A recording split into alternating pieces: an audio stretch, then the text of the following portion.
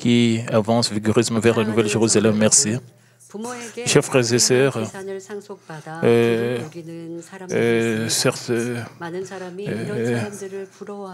certains jouissent de grandes richesses héritées de leurs parents, tandis que d'autres envient ceux qui vivent dans la richesse et ont été sauvés par le précieux sang du Seigneur et appelés citoyens du ciel. Nous n'avons aucune raison d'envier. C'est parce que nous avons reçu le droit d'entrer au ciel, un droit incomparable à ce monde. Peu importe combien vos parents sont riches, cela ne signifie pas que vous allez entrer au ciel. Cela ne signifie pas que vous allez entrer au ciel parce que vous avez beaucoup étudié.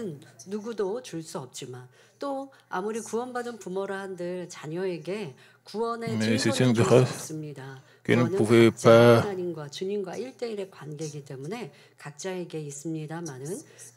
Les parents ne peuvent pas donner le droit d'entrer au ciel à leurs enfants. Tout le monde doit faire l'effort pour entrer au ciel. Mais les parents peuvent aider, et cependant, les parents peuvent aider leurs enfants à mener une très bonne vie chrétienne.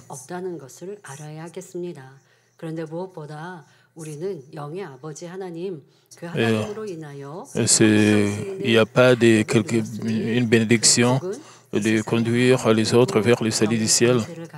Nous avons également reçu le droit de devenir enfants de Dieu. Peu importe la richesse que vos parents. La bénédiction, c'est de recevoir le salut. Nous avons également reçu le droit de devenir enfants de Dieu. La richesse de l'homme le plus riche du monde n'est rien comparé à celle de Dieu. Toute la création appartient à Dieu, notre Père. Dieu est non seulement Seigneur de ce monde physique, mais aussi Seigneur du vaste monde spirituel.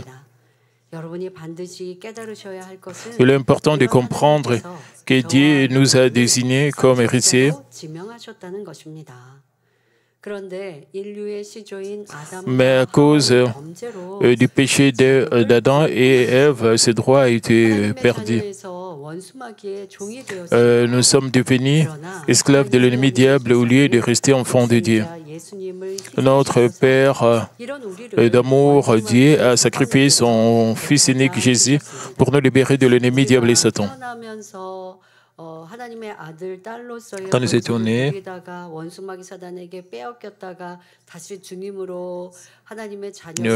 nous pouvions voir le droit comme enfants de Dieu. Mais l'ennemi diable a pris ses droits, nous a arraché ses droits.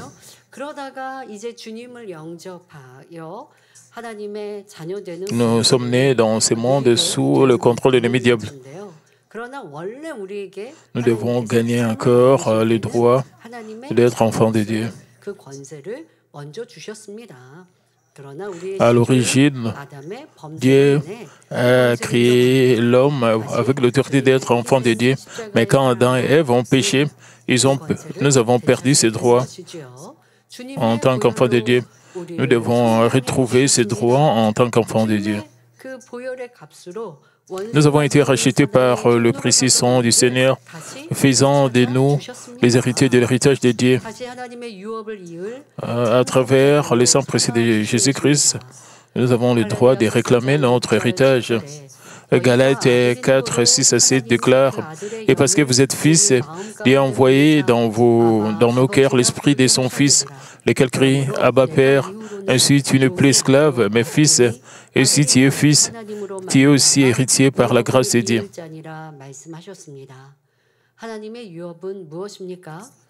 Qu'est-ce que l'héritage de Dieu?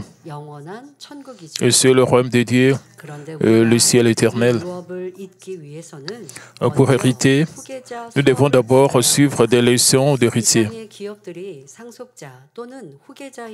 Les entreprises du monde exigent que les héritiers ou successeurs suivent une période de formation à leur attribuant des tâches et de responsabilités spécifiques afin de les doter des compétences managériales. De même, Dieu nous a confié la tâche de cultiver le champ de notre cœur. Et si nous accomplissions fidèlement cette tâche, nous pouvons hériter du royaume des cieux et demeurer dans la gloire éternelle. Et nous pouvons vivre avec autorité et domination en tant qu'enfants de Dieu, même ici sur terre. L'héritage du monde est limité en termes d'opportunités, de durée, de quantité, mais l'héritage appelé ciel est illimité. Tout le monde peut le recevoir s'il remplit les conditions requises. Puisque le Saint-Esprit est avec nous pour nous aider, chacun peut cultiver son cœur et se qualifier. À travers le message d'aujourd'hui, que vous puissiez vous nourrir encore plus d'espoir et œuvrer à travers votre cœur en bonne terre. Je prie pour que vous puissiez transformer votre cœur en bonne terre, que vous puissiez voir le droit comme enfant de Dieu. Plus vous transformez votre cœur en bonne terre, plus vous transformez votre cœur en vérité, plus vous recevez l'autorité de devenir enfant de Dieu. C'est ça, cultiver le chant de votre cœur. Plus vous cultivez le chant de votre cœur, plus vous allez recevoir l'autorité en tant qu'enfant de Dieu. Et bien sûr, plus vous faites cela, plus vous allez recevoir des récompenses, plus vous allez recevoir de grâce au ciel. Et donc, je prie au nom du Seigneur que vous recevez un héritage, la Nouvelle Jérusalem, rayonnante de gloire. Et chers frères et sœurs, il y a quelques semaines, nous avons examiné le caractéristique d'un sol rocaillé. Les graines semées sur un sol rocaillé peuvent germer, mais leurs racines ne peuvent pas s'enfoncer profondément, car le sol est peu profond et sans profondeur. Ainsi, au lever du soleil, le pouce s'effane rapidement. Cela représente un cœur qui entend la parole, la comprend et reçoit même la grâce, mais qui succombe à la tentation et trébuche face aux épreuves, aux tribulations ou à la persécution. Et ces épreuves, les tribulations, les persécutions, parfois nous recevons des persécutions en tant qu'enfants de Dieu. Parfois nous recevons aussi des persécutions du monde où nous vivons. Nous devons vaincre le monde. Nous devons vivre selon la parole de Dieu. Il y a des difficultés. Parfois, quand vous êtes encore un nouveau venu dans le Seigneur, si nous manquons encore de foi, nous trouvons que c'est difficile de vivre normalement. Mais si nous vivons selon la parole de Dieu, plus vous avez des controverses dans votre cœur, plus cela sera difficile de vivre selon la parole de Dieu.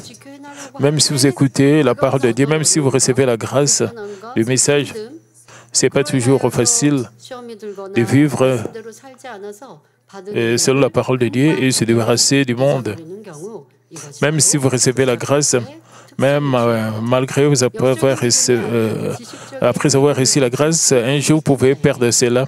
Plus vous avez des contre-vérités dans votre cœur, plus il est difficile de vivre selon la parole de Dieu. C'est l'état d'une foi fondée sur la connaissance plutôt que sur la foi spirituelle. Il n'y a pas d'action d'accompagnement conforme à la parole. Le pierre représente un cœur qui aime le monde. En gros, le pierre désigne les contre-vérités qui nous empêchent de croire en Dieu et de l'aimer. Elle se concentre sur des contre-vérités fermement ancrées comme des rochers et qui empêchent la parole de prendre racine. Il est important d'identifier la nature de ces contre-vérités, ces pierres qui enserrent votre cœur, de le briser, de les enlever. Quand nous avons la Sainte Seine, nous prêchons, nous permettons à tout le monde de savoir comment prendre la chair et le sang de notre Jésus. Nous faisons cela dans chaque Sainte Seine. C'est juste comme dans la Bible. Quand Jésus a parlé comment manger la chair et prendre le sang de Jésus-Christ. À travers la Sainte Seine, les chrétiens peuvent renouveler leur foi en vivant le raisin et puis le pain, en mangeant le pain. C'est différent que de connaître cela seulement par tête. Et que quand vous prenez cela, vous gravez cela dans votre cœur. Est-ce que la signification disparaît après ou cela reste vraiment gravé dans votre cœur? Quand vous gravez cela, la signification spirituelle, la vraie signification spirituelle dans votre cœur, et cela va devenir votre bon sol. Pour que cela, nous devons vraiment nous débarrasser de tout ce qui est souillure, tout ce qui est contre-vérité dans notre cœur. Vous devez avoir des actions qui vont accompagner la parole. Ainsi, peu importe combien de fois vous écoutez le message, combien de fois vous lisez la parole de Dieu, même si vous recevez la grâce, si cela ne s'accompagne pas d'action, alors rien ne va arriver. Vous devez penser de pierres dans votre cœur. Et s'il y a de suire dans votre cœur, de pierres dans votre cœur, vous devez vous débarrasser de tout cela. Dieu nous a donné l'évangile et ce n'est pas pour rendre notre vie difficile. Il nous a donné sa parole pour que nous puissions devenir des enfants bénis, que nous puissions être transformés, que nous puissions glorifier Dieu, que nous puissions être saints. Pourquoi nous sentons que c'est difficile de vivre selon la parole de Dieu? Parce que nous avons des pierres de contre-vérité dans nos cœurs qui aiment le monde et nous ne voulons pas être transformés, nous ne voulons pas faire des efforts pour devenir saints ou sanctifiés. Et donc, chacun de nous a des pierres différentes. Nous devons vraiment nous examiner et nous-mêmes et briser les pierres de contre-vérité. D'autres ont de grosses pierres, d'autres ont de petites pierres. Le tas d'un cœur rocaillé varie selon la taille de pierre de contre-vérité ou leur profondeur. Par exemple, certains se détournent de Dieu et retournent au monde, même après avoir reçu la grâce. Certains chrétiens vont à l'église, mais ne cultivent pas le chant de leur cœur. D'autres n'ont que de parties de leur cœur comme terrain rocaillé et portent des fruits dans certains domaines, mais pas dans d'autres. Lorsque certains fruits commencent à apparaître, ils peuvent négliger la culture et ignorer le tas de pierres qui subsistent dans leur cœur. Et de ce fait, la sanctification et un cœur spirituel sont éloignés, ce qui rend difficile de conserver la plénitude et la grâce reçue auparavant. Il est important de ne jamais cesser de trouver et de nettoyer les pierres de son cœur. Vous devez vraiment trouver ces pierres. La semaine passée, pendant des semaines, nous avons parlé de la communication avec le Saint-Esprit et comment voir la plénitude du Saint-Esprit. Même si vous êtes rempli du Saint-Esprit, même si vous communiquez avec le Saint-Esprit, si vous avez cela, vous pouvez facilement cultiver le chant de votre cœur, mais certaines personnes, c'est difficile de cultiver le chant de leur cœur sans la plénitude du Saint-Esprit. D'autres reçoivent la plénitude du Saint-Esprit et arrêtent de cultiver le chant de leur cœur à mi-chemin.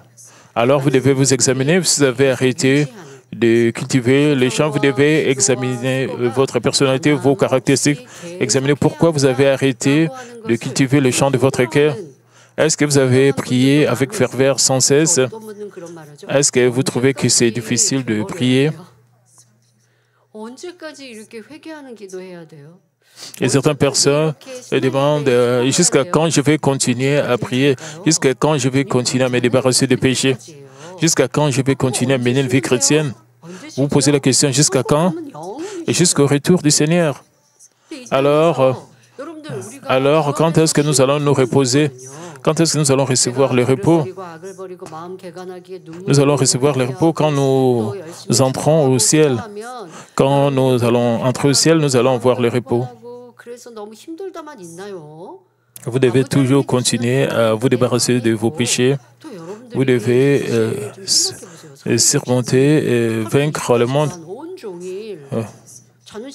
Dieu va vous donner la paix quand vous vous débarrassez de tout ce qui... Pendant les 365 jours de l'année,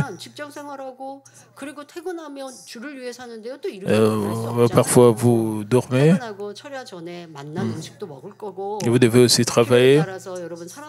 Et vous devez aussi manger des repas délicieux. Vous rencontrez des amis. Et vous venez à l'église une fois par semaine. Vous avez la prière de Daniel et chaque nuit, pendant 2 heures du temps, il y a des gens qui écoutent des messages. Vous avez le temps avec vos amis, avec vos membres, le membre de votre famille.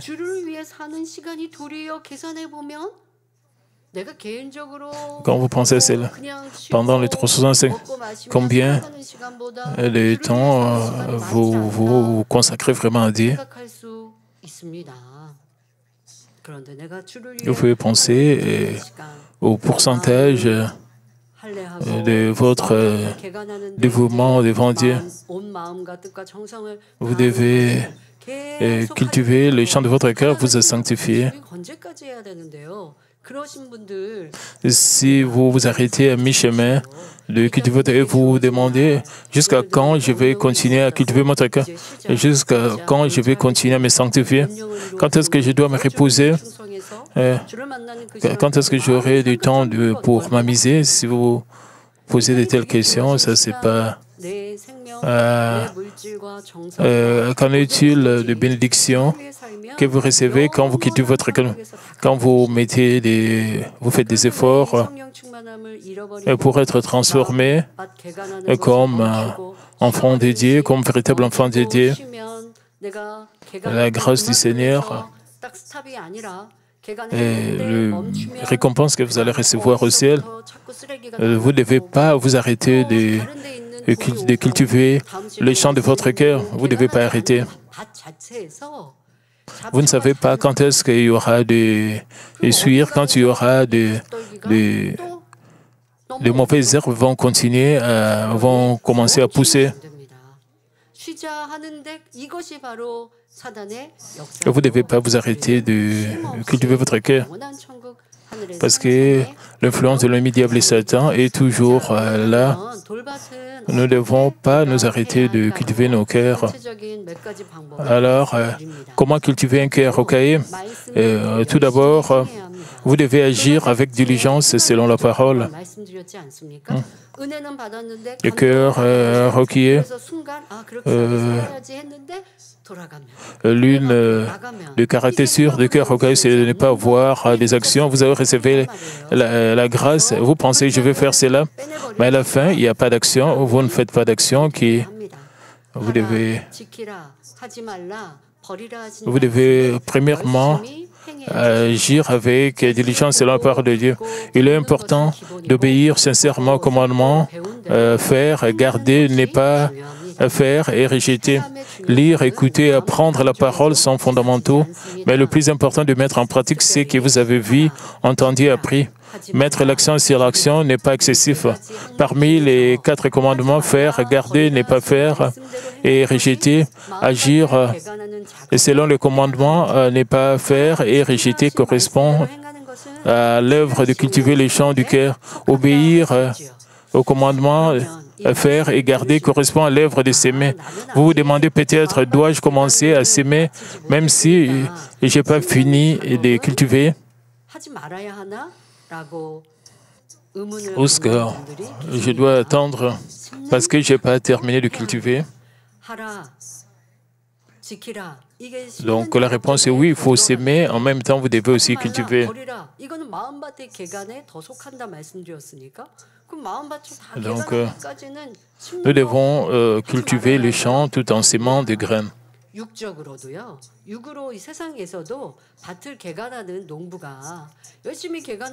devons faire cela ensemble.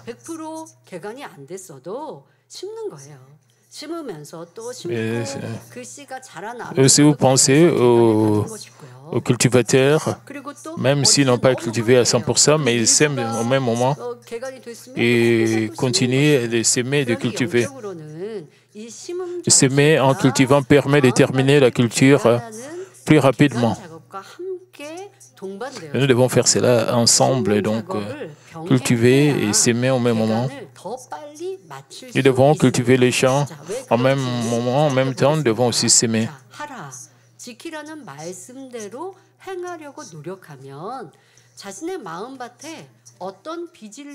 Et donc, examinons le pourquoi en nous vous efforçant d'obéir aux commandements, faire et garder.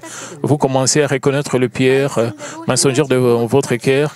Vous comprenez alors le type de pierre qui vous empêche la parole de prendre racine dans votre cœur. C'est là vous aide à identifier les éléments spécifiques qui vous empêchent de vivre selon la parole de Dieu. Et si vous pouvez découvrir les contre-vérités dans votre cœur en lisant, en écoutant, en étudiant la parole et en priant, elle se révèle davantage lorsque vous mettez la parole en pratique. C'est alors que vous réalisez à quel point ces pierres mensongères sont grandes, dures et profondément racinées. Par exemple, un chrétien entend la parole, entend parler de la beauté du ciel et apprend que pour y accéder, il doit entreprendre une mission et se concentrer au salut des âmes.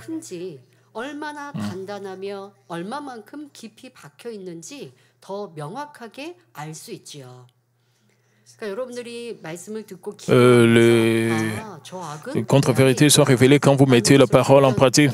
Quand vous utilisez la parole, vous priez avec cela, vous pouvez réaliser certains aspects, certains éléments sont vus. Il y a le mal qui peut se voir et à travers cela, quand vous vivez sur la parole de Dieu, vous essayez de vivre selon la parole de Dieu. Et quand vous commencez à prier et vous mettez en action pour vivre selon la parole de Dieu, alors la contre-vérité va devenir de plus en plus visible. Et cela va commencer à surgir le mal, vous allez voir. Au début, vous voyez seulement une petite partie de la contre-vérité en continuant, en agissant sur la parole de Dieu. Alors, vous allez voir même tout ce qui est contre-vérité va devenir visible. Et quand vous débarrassez de ces contre-vérités ancrées dans votre cœur, c'est à ce moment-là que vous vous débarrassez de tout ce qui est mal.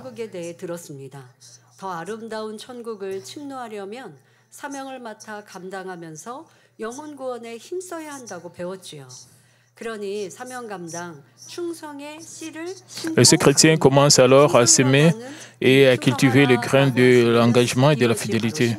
Je parlais du chrétien qui a entendu parler de la beauté du ciel et apprend pour y accéder. Alors, mais il réalise qu'il n'est pas facile d'accomplir sa mission. Auparavant, en tant que simple pratiquant, les gens s'adaptaient à leurs besoins.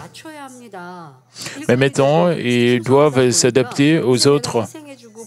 Malgré tous leurs efforts, et ils s'énervent lorsqu'ils travaillent avec des personnes qui ne répondent pas à leurs attentes.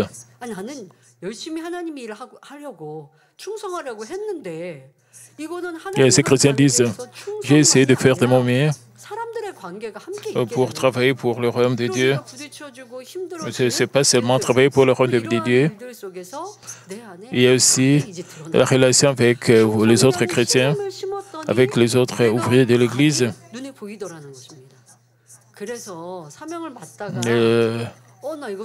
Ces chrétiens commençaient à cultiver les grains de l'engagement et de la fidélité. Vous allez voir aussi surgir le mal dans votre cœur. Et parfois, les autres disent quand ils arrêtent de cultiver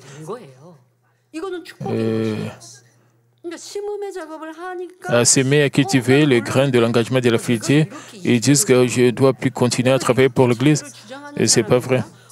Quand vous travaillez pour le royaume de Dieu, vous êtes capable de voir, de découvrir le mal, le péché dans votre cœur que vous ne saviez pas auparavant. Il y a des attributs pécheurs. Ce ne sont pas des nouveaux. qui sont nouveaux, mais c'était que vous aviez cela, mais qui était caché dans votre cœur. Maintenant, parce que vous étiez dans un environnement qui était paisible, mais quand vous changez maintenant d'environnement, vous commencez à travailler avec le monde de l'Église, vous commencez à réaliser qu'il y a le mal dans votre cœur. Si vous êtes juste un nouveau croyant, il y a beaucoup de tribus pécheurs qui sont cachés dans votre cœur que vous n'avez pas encore découvert. Parce que vous menez votre vie chrétienne vous-même. Maintenant, quand vous commencez à servir les autres, vous travaillez pour le royaume de Dieu, vous allez découvrir beaucoup de choses. Vous allez découvrir des attributs pécheurs. Quand vous commencez à être fidèle pour le royaume de Dieu, c'est à ce moment que cela devient difficile. Vous commencez à découvrir le péché qui est en vous, et qui a la colère, il y a le tempérament chaud, il y a l'irritation, il y a des émotions.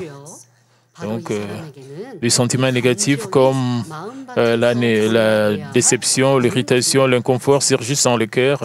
Progressivement, la plénitude du cœur s'estompe et le désir d'abandonner la mission apparaît. Pour ces chrétiens, ces émotions sont le pierre à retirer du champ du cœur. La pierre de l'inconfort et de l'irritation provient de la pierre plus importante de la haine. Et bien sûr, il y a l'arrogance et votre ego. Il y a aussi l'inconfort qui vient de votre ego. Lorsque l'idée d'abandonner la mission surgit face aux difficultés, la pierre du changement du cœur se révèle. En essayant d'obéir au commandement, être fidèle, et ce chrétien se retrouve face à la fausseté et à la contre-vérité de son cœur, la pierre de la haine. Maintenant révélée, il est important de se concentrer sur le retrait de cette pierre de la haine du cœur. Ce n'est qu'alors que le commandement de Dieu, aimer et vivre en paix, peuvent s'implanter dans son champ du cœur. C'est alors que l'on peut pleinement obéir au commandement, faire. Et cela devient visible. Et cela vous donne la capacité d'aimer et de vivre en paix. C'est à ce moment que vous pouvez vraiment obéir à ces commandements, de faire. Vous êtes capable de vous débarrasser de toutes ces mots et d'obéir à la parole de Dieu. Se concentrer sur le retrait d'une pierre signifie déployer des efforts intentionnels pour l'enlever. Par exemple, vous pouvez prier spécifiquement et persévérer dans chaque prière ou en faire un sujet de prière avec une offrande à Dieu.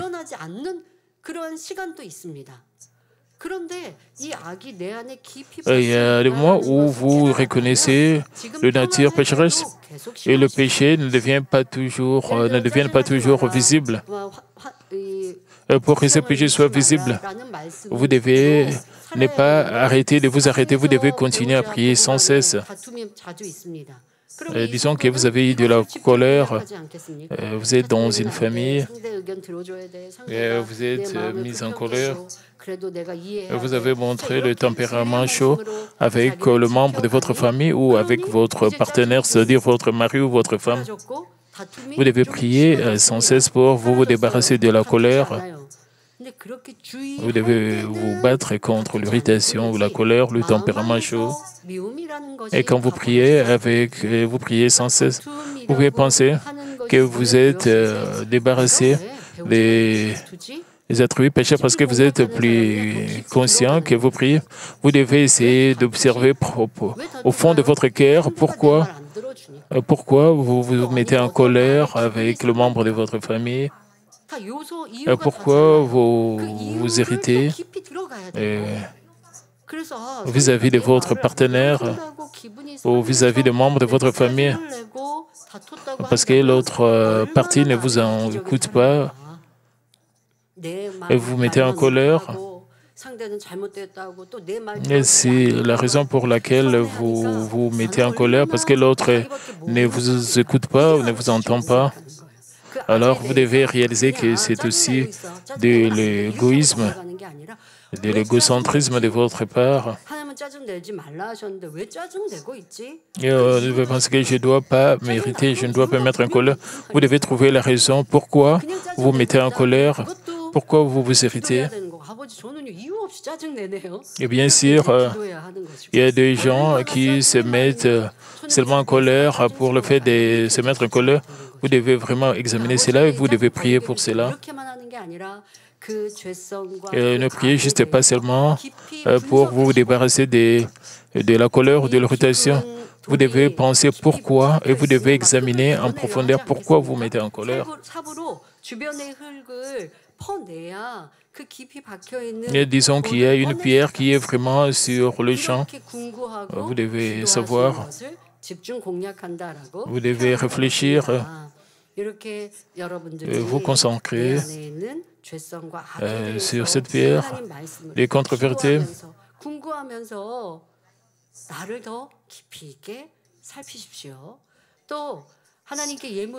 Et pourquoi cette pierre est là et comment briser cette pierre? Par exemple,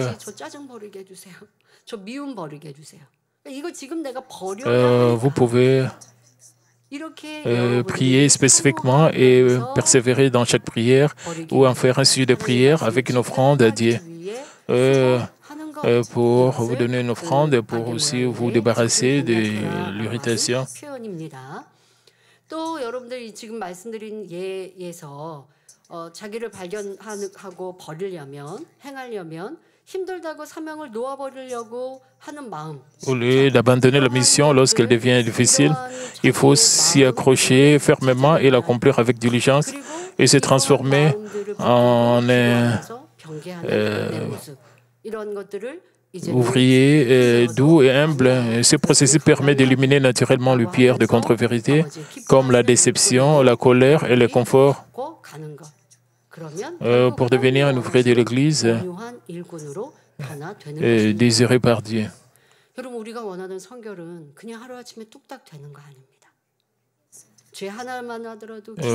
La sanctification que nous recherchons n'arrive pas seulement immédiatement ou d'une seule nuit. C'est un processus et quand nous nous écrions dans la prière, et quand nous avons des sujets de prière spécifiques que nous offrons devant Dieu et nous donnons des offrandes à Dieu, c'est un processus. Nous avons des prières spécifiques.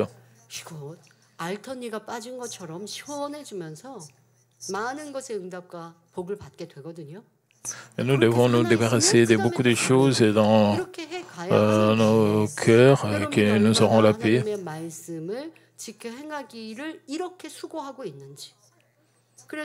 Vous devez vraiment vous examiner et vous voir combien d'efforts vous mettez pour cultiver votre champ du cœur. Si ce n'est pas ce que vous faites, vous ne pouvez pas dire que vous êtes en train de cultiver votre cœur avec tout ce que vous pouvez. Non. Vous devez vraiment vous examiner du fond de votre cœur et briser les pierres, les contre-vérités dans votre cœur.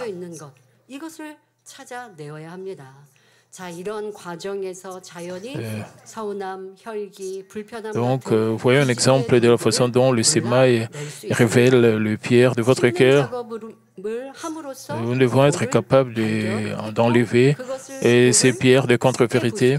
Quand vous semez une sémence, vous pouvez voir les pierres qui sont dans le champ de votre cœur.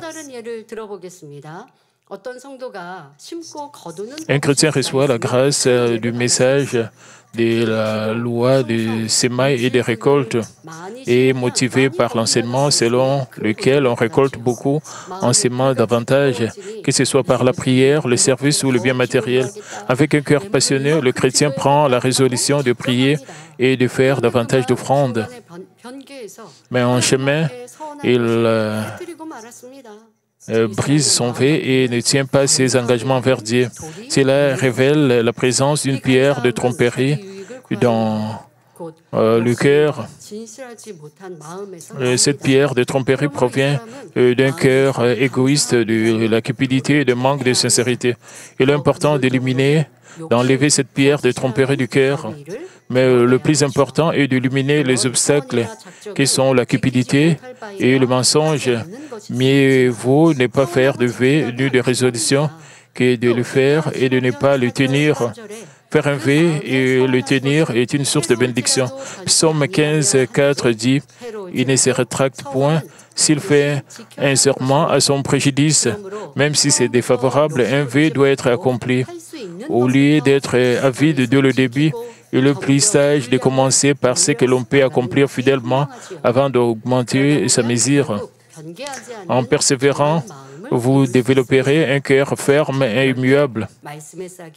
Alors, le germe de la parole prendront racine profondément. Le germe pousseront et porteront rapidement du fruit. En pratiquant la vérité, vous pouvez découvrir le mal en vous et retirer rapidement le pierre de votre cœur. Et quand vous cultivez le champ de votre cœur, ne regardez pas seulement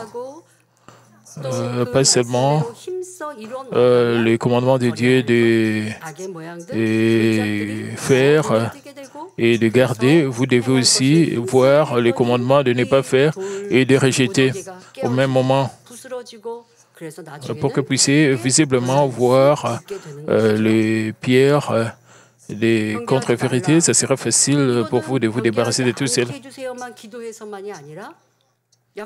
Vous ne devez pas voir des changements de vie.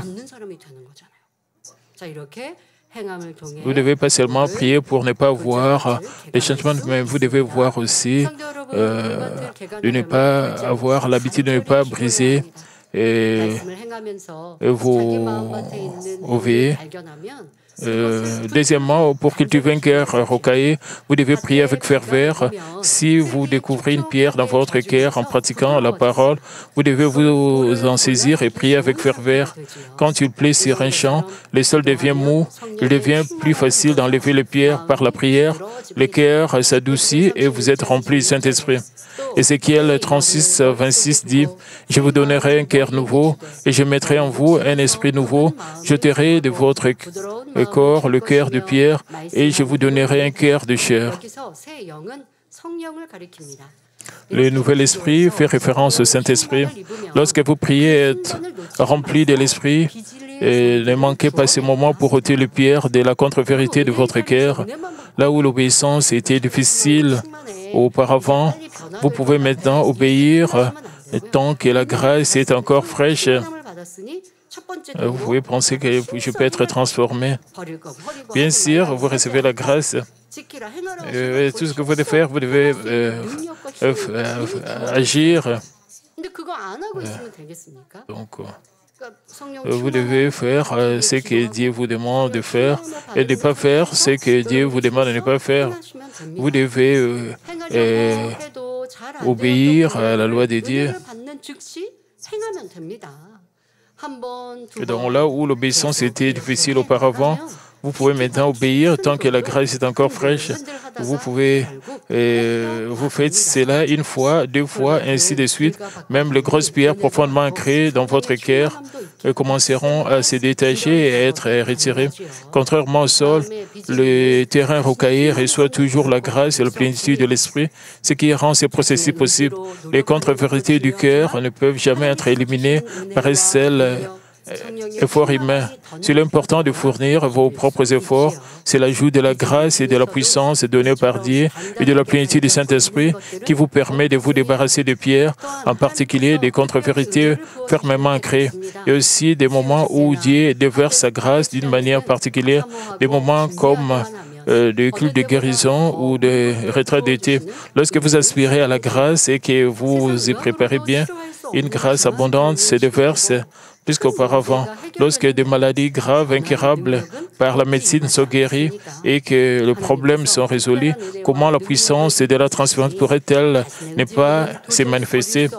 Lorsque Dieu nous révèle d'une grâce et d'une puissance particulière. Le péché apparemment impossible à ôter peut être rapidement effacé. C'est comme briser une pierre dure ou extraire une pierre profondément enracinée. La haine profonde se dissipe, nous permettant de pardonner. Une personne perdue dans le plaisir du monde et incapable de protéger son cœur perd tout intérêt pour le monde. Elle se transforme en un chrétien, priant à l'écoute de la parole. Lorsque la grâce de Dieu vient, même un champ jonché de pierres déchiquetées peut être cultivé et transformé en terre fertile. Le fait de la prière n'a jamais cessé dans notre Église depuis sa fondation. C'est pourquoi le Saint-Esprit est toujours à l'œuvre. Chaque fois que vous mettez votre cœur à prier, vous pouvez être revêtu de la plénitude du Saint-Esprit. Et notre bénédiction est que nous organisons toujours des réunions de prière de Daniel. Il est plus facile de recevoir la puissance de la prière que de prier seul. Et tout le monde peut prier. Elle n'est jamais réservée aux puissants ou pleinement sanctifiés. Dieu désire que ses enfants viennent à lui d'autant plus souvent qu'ils sont dans le besoin. Psaume 103, 14, car il sait de quoi nous sommes formés. Il se souvient que nous sommes poussière, comme le verset dit, c'est et que nous devons chasser notre chant du cœur. Ici aussi, c'est que nous désirons chasser. Zacharie 10:1 dit, demandez à l'Éternel la pluie du printemps.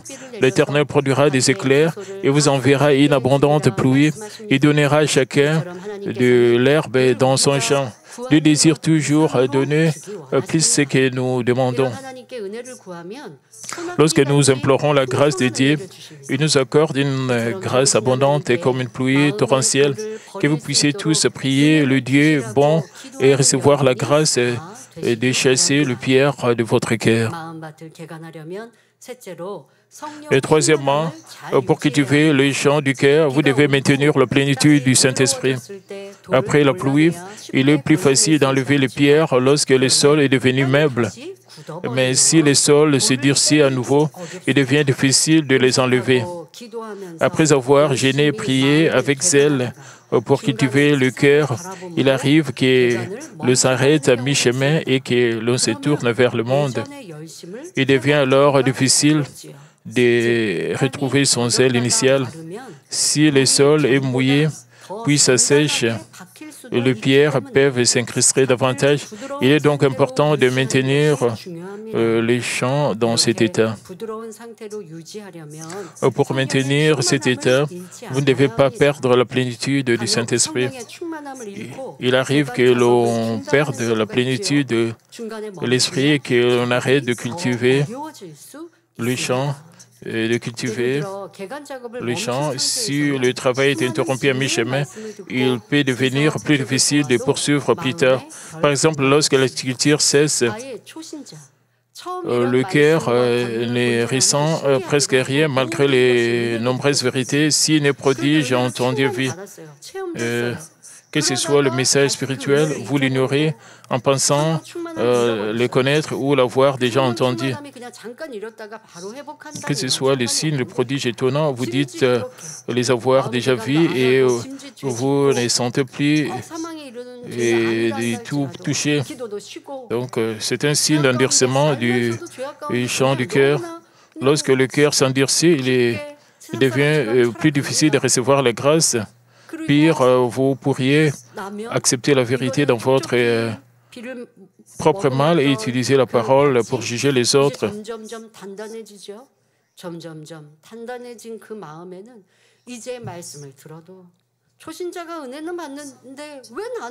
Quand vous écoutez la parole, vous ne recevez plus la grâce. Même un nouveau chrétien reçoit la grâce, mais vous ne recevez pas la grâce.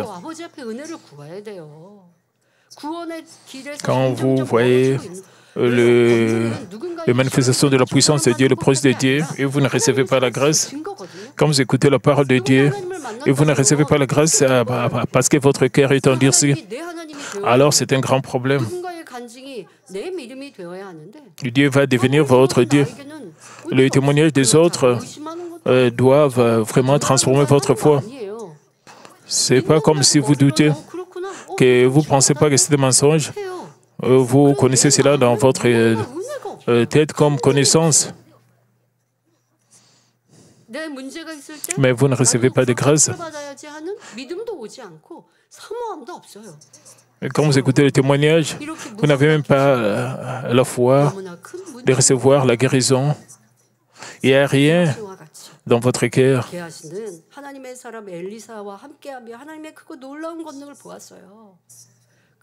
C'est comme le serviteur d'Élisée. Il a vu des grandes œuvres de guérison d'Élisée. Mais il a reçu la malédiction de la part de Dieu. Le serviteur d'Élisée, après avoir vu beaucoup de prodiges, il a vu beaucoup d'œuvres de guérison. Géasi a terminé en recevant la malédiction. Il a reçu la lèpre. Il a agi avec tromperie. Il pensait qu'il trompait l'homme de Dieu, Élisée. Parce que son cœur était endurci. Si votre cœur est endurci, vous devez penser, vous devez vous examiner. Sinon, vous allez devenir comme Géasi, vous allez devenir insensible aux œuvres de Dieu. Vous allez devenir insensible au péché.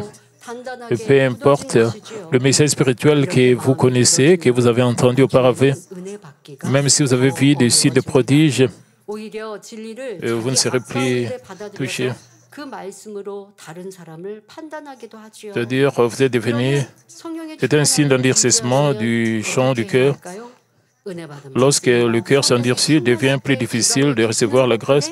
Pire encore, vous pourriez accepter la vérité dans votre propre mal et utiliser la parole pour juger les autres. Comment pouvons-nous maintenir la plénitude du Saint-Esprit?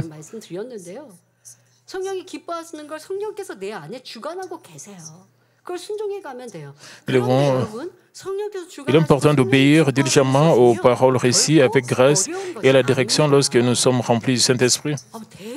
Ce n'est pas difficile de plaire au Saint-Esprit.